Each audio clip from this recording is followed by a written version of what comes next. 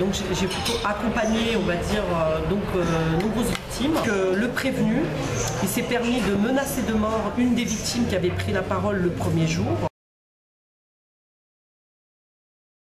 Alors, bienvenue dans cette nouvelle chronique de rue. Aujourd'hui, nous allons reprendre l'affaire qui a été relayée sur le net, l'affaire de l'escroquerie des permis de conduire qui dure depuis plus de 20 ans, qui a fait plus de 1000 victimes. Nous sommes aujourd'hui avec la responsable, la directrice d'association qui est en charge du dossier, qui va nous raconter ce qui s'est passé et ce qu'elle a vu.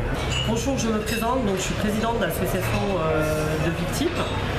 Donc j'ai plutôt accompagné, on va dire, nombreuses victimes au moment des faits. Donc à savoir quand ils ont eu un abus concernant les inscriptions dans les écoles, donc 19e rue de Flandre. En premier lieu, les jeunes filles et jeunes garçons sont soit des étudiants, soit des personnes qui ont un revenu vraiment bas. Ils n'ont pas du tout les moyens, donc ils ont réglé les auto-écoles pour avoir des cours de code et après ils voulaient passer la conduite en fait, pour obtenir le permis de conduire. En fait, il y a eu un problème, c'est qu'ils allaient s'inscrire pour les cours, mais ils ne pouvaient jamais passer le code. À la suite de multiples plaintes par téléphonique ou par courrier ou par déplacement au niveau de la préfecture de police, ils ont été obligés de déposer plainte au commissariat du 19e qui a bien connaissance des dossiers, je tiens à dire, puisqu'il y a plus de 1000 victimes étant donné qui beaucoup ont porté plainte, donc le commissariat du 19e a bien connaissance des faits. Moi ce que je ne comprends pas, c'est comment se fait-il que depuis plus de 20 ans, autant de victimes, quand je dis 1000 peut-être plus, parce que beaucoup n'ont pas pu porter plainte, parce qu'ils n'avaient pas la connaissance à savoir comment déposer plainte, ou comment faire une demande d'aide juridictionnelle pour avoir un avocat qui puisse les aider dans cette affaire. Comment se fait-il que ça a mis autant de temps, ne serait-ce que pour faire un procès verbal. Après, par la suite, un juge d'instruction a été désigné par rapport à certaines plaintes. Les personnes ont été convoquées à la brigade financière, beaucoup n'ont pas pu aller travailler, des journées de perte de travail. Des gens, je tiens encore à le dire, des gens qui n'ont pas les moyens et qui avaient besoin de ce permis de conduire, soit parce qu'ils avaient des enfants, soit parce qu'ils voulaient avoir un exercice professionnel qui demandait l'obtention du permis de conduire. Voilà, donc on en arrive au moment où la brigade financière les a convoqués, puis après le dossier est parti au parquet qui a transféré au juge d'instruction, je ne donnerai pas le nom. Alors c'est là où notre association de victimes se déplace au pôle financier qui se trouve à Opéra. On a eu des difficultés pour savoir où était le dossier. On a réussi à savoir que c'était le pôle financier à Opéra. Je me suis déplacée maintes fois, j'ai déposé des courriers, j'ai téléphoné au greffe qui me disait qu'il y avait plus de 800 victimes qui étaient victimes de ces faits-là, qu'il fallait attendre, ça a duré des années, jusqu'au jour où le procès est arrivé au tribunal. Une petite question, depuis combien de temps vous êtes sur le dossier? Depuis combien de temps? Alors, moi j'arrive déjà depuis plus de 10 ans. Depuis la donc première vous connaissez plainte, bien le dossier. Enfin, la première plainte non, puisque moi je rencontre des victimes qui m'ont montré des procédures judiciaires qui datent d'il y a 20 ans. D'accord. Donc moi j'arrive quand la personne, je pense que la plainte elle est partie au moment où l'association s'est constituée partie civile. Et là ça fait bouger les choses. Donc on s'est constitué partie civile en demandant la condamnation d'un euro symbolique, c'est logique. L'audience arrive, donc c'était le cafouillage, étant donné que certaines personnes ont reçu des convocations, d'autres n'ont pas reçu de convocation. Donc c'était vraiment lamentable le premier procès en première instance. Beaucoup n'avaient pas d'avocat. Vous aviez des avocats, je tiens à dire, qui étaient sur place et qui faisaient de la publicité. Donc les avocats faisaient de la publicité, je le confirme.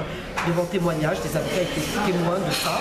Ils allaient vers les victimes et ils leur disaient, bah, écoutez, moyennant 20%, 30%, 35%, je ne sais plus, en tous les cas, moyennant une somme, je veux bien prendre votre défense. Alors que c'était des personnes qui n'ont pas les moyens du tout, je tiens à vous le dire. En général, voilà, c'est la classe populaire. J'étais très choquée de ce fait-là. Donc moi, c'est vrai que j'ai accompagné, j'avais un avocat dans l'association, donc j'ai accompagné les victimes en leur disant ce qu'ils devaient faire avec l'avocat, déjà pour aller se présenter devant le greffier, pour avoir leur indemnisation de comparution, donc à ce moment-là de 35 €, c'est-à-dire un mémoire en l'état que vous fournirez tout à l'heure. Voilà, je ne peux pas le présenter parce que en fait, il y a des noms dont je ne peux pas trop le montrer. C'est un mémoire qui dit qu'il y a un article qui dit que normalement, toute victime, mais il y a un nom, toute victime a le droit d'avoir une indemnisation. Voilà, on montrera un exemplaire tout à l'heure. Donc normalement, c'est le greffier qui doit remettre un mémoire ou état à cette victime à chaque jour de comparution, 37,50 €. Et il y avait plusieurs jours, donc à ce moment-là 4 jours. Et les gens ont eu des frais de déplacement, tout ça, et ils n'ont pas eu ce mémoire en état. Il y a eu un autre problème, un autre incident, c'est que les victimes, toutes n'ont pas pu rentrer dans l'audience. Alors ça, c'était une catastrophe, c'était honteux. Alors, les gendarmes ne les laissaient pas rentrer, c'est ça? Les gendarmes avaient ordre de ne pas laisser rentrer les victimes alors qu'elles avaient une convocation, n'avaient pas accès à l'audience. Ça, c'était en première instance, c'était chaotique. Alors je ne vous explique pas l'audience, pendant 4 jours, c'était horrible pour les victimes en tous les cas. Ils n'avaient pas les moyens de venir, donc beaucoup n'ont pas été travaillés. Il y a d'autres gens qui devaient, pour la garde des enfants, enfin bon, c'était chaotique pour eux, ils sont venus. Le problème, c'est que toutes les victimes n'ayant pas eu le droit de rentrer à l'audience n'ont pas pu prendre la parole. Donc le respect des droits de victime a été bafoué. J'ai oublié beaucoup de choses, c'est tellement horrible que, bon voilà, en tous les cas, la personne a été condamnée. Et normalement, ils devaient indemniser les victimes. Est-ce que les victimes ont pu être indemnisées Alors justement, quand une cliente avait donné à l'auto-école, par exemple 1 000 €, elle voulait récupérer ces 1 000 €. Ouais. La plupart n'ont pas eu gain de cause, c'est-à-dire quand une personne avait donné 1 000 €, on lui a donné comme indemnité genre 500 €. On lui a pas remboursé l'intégralité du 500 €. Donc 500 €, nous, que ce qu'on a fait quand les victimes que j'accompagnais, dès qu'on est sorti de l'audience, on est allé tout de suite au greffe et on a fait appel à la décision tout de suite. Parce que les victimes n'ont pas récupéré l'argent qu'ils avaient versé à l'auto-école. Déjà, c'était la première chose. On n'avait pas parlé de dommages-intérêts.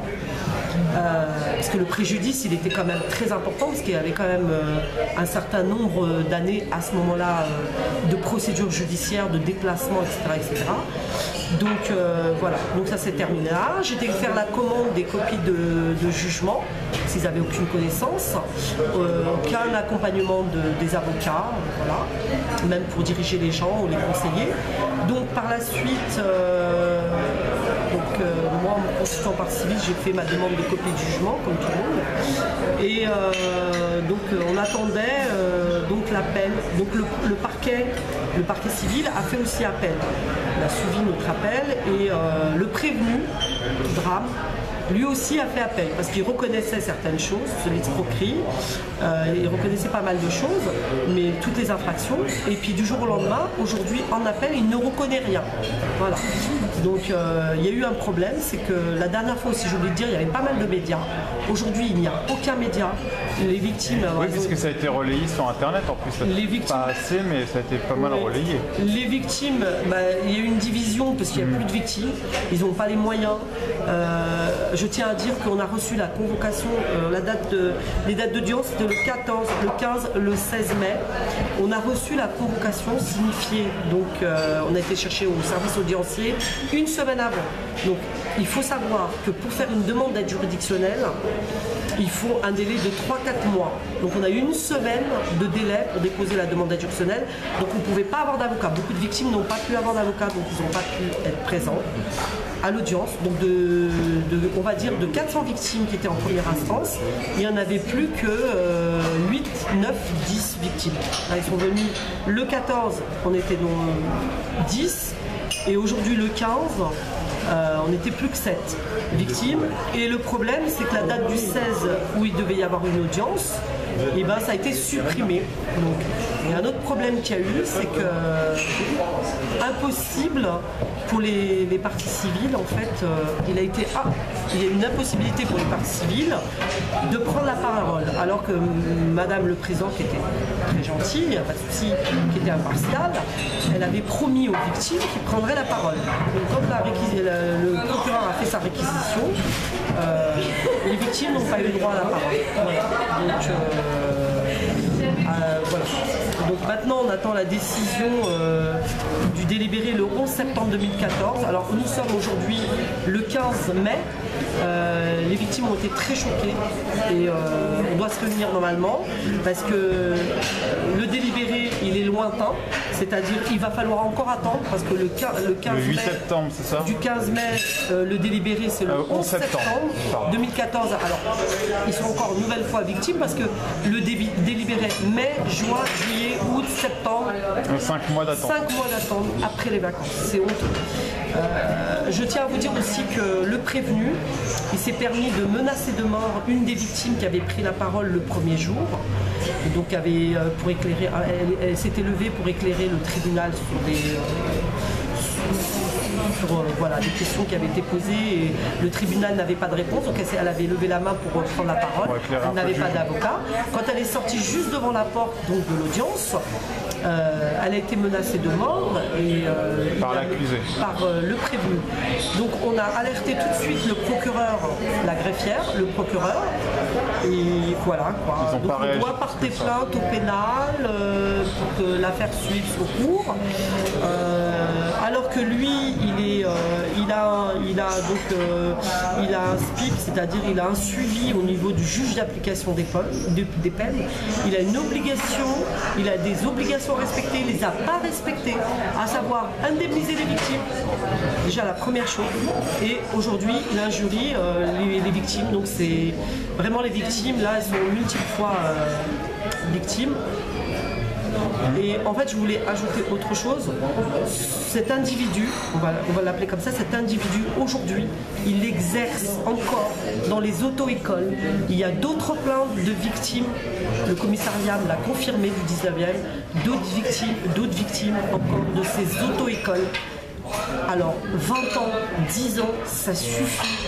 Qu'en est-il de la justice pour les victimes qui sont vraiment d'une classe populaire et qu'on a vraiment rabaissé à l'audience?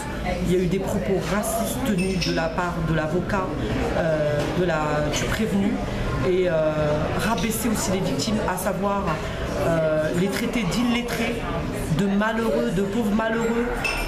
C'est des gens qui travaillent, qui ont un SMIG, et voilà, je venais à dire, je demande la justice une bonne fois pour toutes, parce que je suis vraiment écœurée de cette justice qui est bafouée pour les victimes en priorité, surtout que là, une attente de 20 ans, 10 ans, je pense que ça suffit. Alors voilà. D'accord. Espérons qu'ils ne fassent pas cassation. Donc voilà ce que je voulais dire. On vous remercie et puis on tiendra au courant. Et mobilisez-vous contre cet état de fait, l'injustice. Voilà. On vous remercie. Voilà.